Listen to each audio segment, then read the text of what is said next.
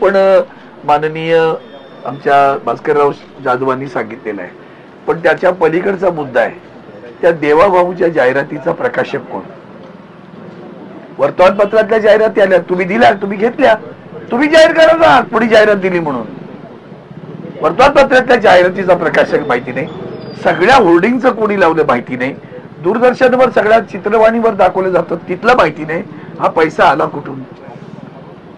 म्हणून जे शेवटचं वाक्य आहे ना, भ्रष्टाचार, तो ह्या ज्या होर्डिंग्स आहेत ना त्या पण भ्रष्टाचाराच्या मूळ आहेत, एवढं लक्षात ठेवा. आणि बंजारा एकच, धनंजय मुंडेंच्या वक्तव्याने नवा वाद झाला, त्यामुळे बंजारा समाज कुठेतरी आक्रमक झाला. मला वाटतं अतिशय दुर्दैव आहे महाराष्ट्राचं की महाराष्ट्र जातीपातीत दुभंगला जात आहे.